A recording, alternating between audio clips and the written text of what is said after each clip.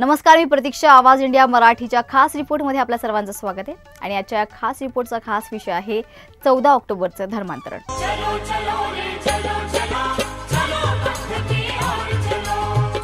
चलो रे चलो चलो चलो बुद्ध की ओर चलो. बुद्धं शरणं गच्छामि, धम्मं शरणं गच्छामि, संघं शरणं गच्छामि.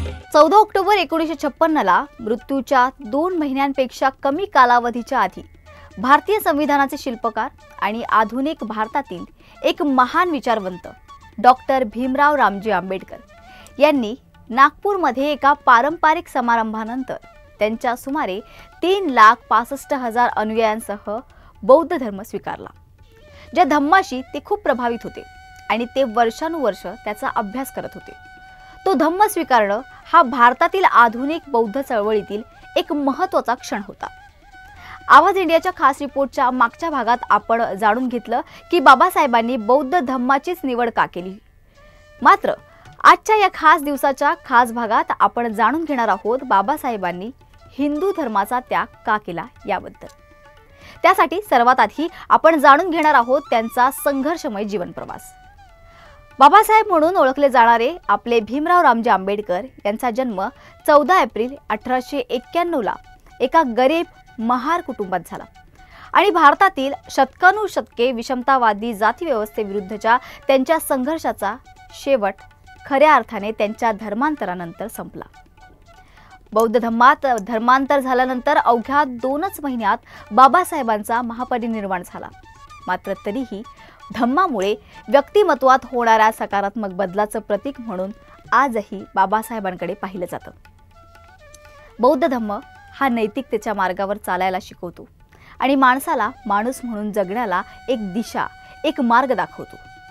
बाबासाहेबांच्या बौद्ध धम्माचा अभ्यास पुढे जाऊन संविधान निर्माता आणि भारताचे पहिले कायदा मंत्री म्हणून त्यांची भूमिका बजावतानाही त्यांना उपयोगी पडली. लैंगिक समानता, आर्थिक सिद्धांत, राजकारण, तत्वज्ञान आणि कायदा या सगळ्याचा पाया रचण्यात बौद्ध धम्माच्या अभ्यासाचाही वाटा आहे. बाबासाहेबांचा जन्म मध्य प्रदेश राज्यातील महू शहरात झाला. ते रामजी सपकाळ आणि भीमाबाई यांचे 14वे अपत्य होते. ते महाराष्ट्रातील रत्नागिरी जिल्ह्यातील होते आणि रामजी आंबेडकर महू इथे सैन्यात होते. कुटुंब महार म्हणजेच अस्पृश्य आणि अनुसूचित जातीचे असल्यानं त्यांना अनेकदा भेदभावाचा सामना करावा लागला. तारुण्यात बाबासाहेबांना शाळेत जाती आधारित भेदभावाचा प्रत्यक्ष अनुभव आला, कारण त्यांच्या जातीच्या मुलांना पिण्याचे पाणी किंवा पिण्याच्या भांड्यात स्पर्श करण्याची देखील परवानगी नव्हती. चुकूनही अस्पृश्यांचा स्पर्श झाला तर ते अशुद्ध होतील या भावनेनं शाळेतील शिपाई देखील त्यांना पिण्याचे पाणी उंचावरून ओतून देत असे. बाबासाहेबांनी आपल्या बालपणीच्या प्रसंगाचा उल्लेख आपल्या साहित्यातून करताना असं सांगितलं की मी नळाला स्पर्श करू शकत नव्हतो आणि जोपर्यंत तो स्पर्श करण्यायोग्य व्यक्ती स्वतः येऊन नळ उघडून देत नाही तोपर्यंत माझी तहान भागवणं माझ्यासाठी शक्य नव्हतं. त्यासाठी शाळेतील शिपाई उपस्थित असणं आवश्यक होतं, कारण वर्ग शिक्षिकांसाठी शिपाई ही एकमेव व्यक्ती होती या कामास पात्र होती. शिपाई उपलब्ध नसता तर मला पाण्याशिवाय राहावं लागायचं. शिपाई नाही तर पाणी नाही. असा आणि असे अनेक हृदय पिळवटून टाकणारे प्रसंग बाबासाहेबांनी त्यांच्या पुस्तकात नमूद केलेत. 1907 मध्ये त्यांनी मुंबई विद्यापीठाच्या एल्फिन्स्टन कॉलेजमध्ये प्रवेश घेतला. अर्थशास्त्र आणि राज्यशास्त्रात पदवी घेतल्यानंतर ते शिष्यवृत्तीवर अमेरिकेला गेले. त्यांनी अर्थशास्त्रात पदवी घेतली आणि तत्वज्ञान, मानवशास्त्रज्ञ आणि समाजशास्त्र आणि इतिहासाचाही त्यांनी अभ्यास केला. त्यांनी एका मानसशास्त्रज्ञाने आयोजित केलेल्या चर्चासत्रात भारतातील जाती, त्यांची यंत्रणा, उत्पत्ती आणि विकास हा त्यांचा शोध निबंध वाचला. 1916 मध्ये त्यांनी लंडन स्कूल ऑफ इकॉनॉमिक्समध्ये डॉक्टरेट प्रबंधावर काम सुरू केलं. जातीभेदापासून मुक्त अमेरिकेतील काळ आंबेडकरांच्या बौद्धिक विकासात महत्त्वाचा होता. आयुष्यात माझे सर्वात चांगले मित्र म्हणजे कोलंबियातील माझे काही वर्गमित्र आणि माझे महान प्राध्यापक John Dewey, James Shotwell, Edwin Seligman आणि जेम्स हार्वे रॉबिन्सन, असं ते नंतर म्हणायचे. भारतात परतल्यावर बडोदा रियासत राज्यात काम करू न शकल्यानंतर त्यांनी अनेक नोकऱ्या स्वीकारल्या, पण जाती आधारित पूर्वग्रह त्यांच्या मार्गात अडथळा निर्माण करत होता. धक्कादायक म्हणजे जेव्हा ते मुंबईच्या प्रतिष्ठित Sydenham college of commerce and economics मध्ये प्राध्यापक झाले, तेव्हाही जातीय भेदभावाने डोकं वर काढलं. सहकारी प्राध्यापकांनी त्यांच्यासोबत पाण्याचं वाडगं वापरण्यास नकार दिला.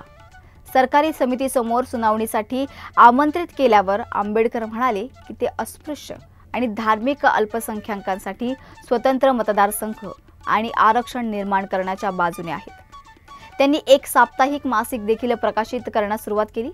नंतर मुंबईत कायदा आणि सुव्यवस्थावर अभ्यास करत असताना ते अनुसूचित जातीच्या आधारांसाठी संघर्षात सक्रियपणे सहभागी झाले.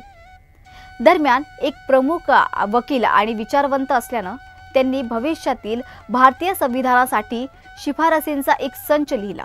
1920 या दशकाच्या अखेरीस पिण्याच्या पाण्यासाठी समान अधिकार मिळावा आणि मंदिरांमध्ये प्रवेश करण्याच्या अधिकाराबाबत बाबासाहेबांच्या भेदभावाविरोधात मोहिमांना वेग आला. 1930 मध्ये त्यांनी हजारो कार्यकर्त्यांना नाशिकमधील काळाराम मंदिरात नेलं आणि मंदिरात प्रवेश मिळण्याची मागणी केली.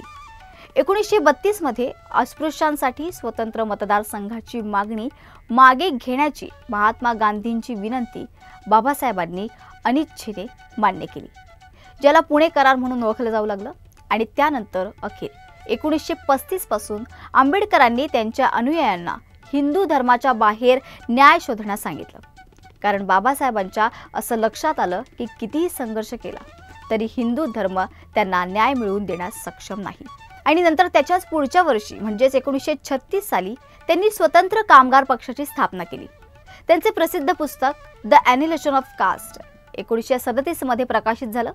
त्यांच्या बौद्धिक क्षमतेची आणि कायदेशीर कौशल्याची पावती म्हणून आंबेडकरांना स्वतंत्र भारताचे कायदा मंत्री आणि देशाच्या नवीन संविधानाच्या लेखनाच्या प्रभारी मंडळाचे अध्यक्ष बनवण्यात आले. हिंदू कोडबिलाचा मसुदा रखडल्यानंतर त्यांनी मंत्रिमंडळातून राजीनामा दिला, परंतु नंतर त्यांची राज्यसभेत नियुक्ती झाली. बाबासाहेब आंबेडकरांना सामाजिक आणि आर्थिक असमानतेच्या धोक्यांची खोलवर जाणीव होती आणि त्यामुळे हिंदू धर्मात असताना त्यांना प्रकर्षाने हा प्रश्न पडायचा की आपण आपल्या सामाजिक आणि आर्थिक क्षेत्रात समानता किती काळ नाकारत राहणार. याचं उत्तर म्हणून बौद्ध धम्माच्या रूपात त्यांना आशेचा किरण दिसला, जो त्यांना अहिंसा, मैत्री, बंधुता, न्याय आणि समानतेचा मार्ग दाखवत होता. आणि म्हणूनच बाबासाहेबांनी 14 ऑक्टोबर 1956 साली आपल्या अनुयायांसह बौद्ध धम्म स्वीकारला. तर ही होती धर्मांतरण या विषयावरची खोल आणि सविस्तर माहिती. तर आजच्या खास रिपोर्टमध्ये आपण इथेच थांबत आहोत. मात्र अशाच खास विषयांना घेऊन पुन्हा भेटूया. तोपर्यंत पाहत रहा आवाज इंडिया मराठी. बुद्धं शरणं गच्छामि, बुद्धं शरणं